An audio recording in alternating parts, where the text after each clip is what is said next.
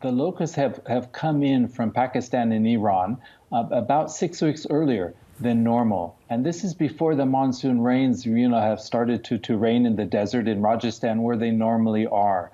So as a result, they found dry conditions and they're continuing to move into other parts of India, including New Delhi.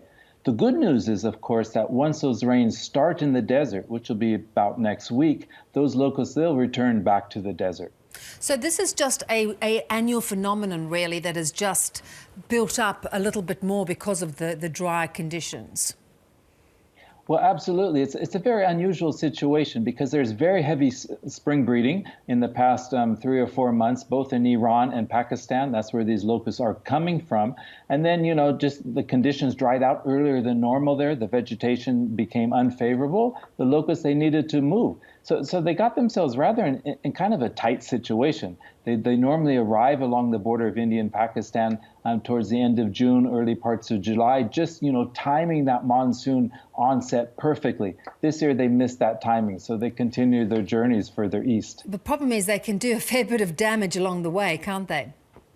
Well, absolutely. These are the immature stage of the locust, so they're very hungry. This is the most ravenous, the most dangerous stage. They'll get into anything that might be green. So, the desert, most of it's dry, but there are a few green crops. They'll get into those crops, and as they move further east, of course, they find greener pastures. Once they start getting into the cities, how can they be controlled?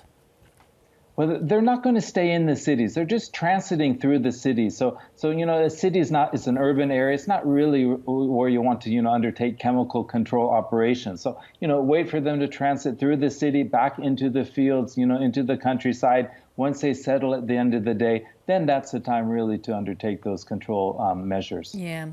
Parts of Africa, too, have been fairly badly affected. Is that a similar annual migration? No, in fact, East Africa has the worst locust situation in the past 70 years. There, it's very serious in Kenya, Somalia, and Ethiopia. Now swarms are forming in those three countries. The risk is that if some of those swarms reach the northern part of Somalia, that very tip of northeastern Africa, they'll shoot across the Indian Ocean to India and Pakistan. So again, India and Pakistan, they face a double threat this year. The normal threat from the spring breeding areas of Iran and Pakistan, and then this new threat from East Africa. That's very unusual. And tell us about Africa. So what will happen? What sort of normally moves the locusts from Africa, and what sort of damage do they do if it's the worst in 70 years?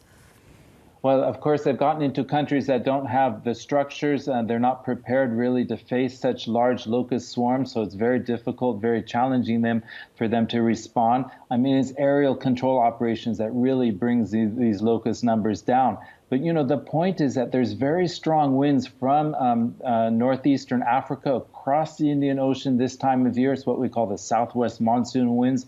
And locusts, they fly with the winds. They only move with the winds. So there's a transport mechanism, that can bring the threat to the subcontinent. Really, that's fascinating. And I understand, too, even parts of South America are a little concerned. Well, this is a different locust species entirely. These are locusts that are often present in northern Argentina during this period of the year. They're breeding, but if the conditions are favorable, the locusts are just in larger numbers than usual, and then they spread. They get into adjacent areas of Paraguay, Uruguay, southern Brazil, parts of Bolivia. It happens occasionally, but this is much more of a seasonal pest. So it's much less of a traveler, much less voracious than the desert locust. We're really grateful for your expertise, Keith. Thank you. Thank you.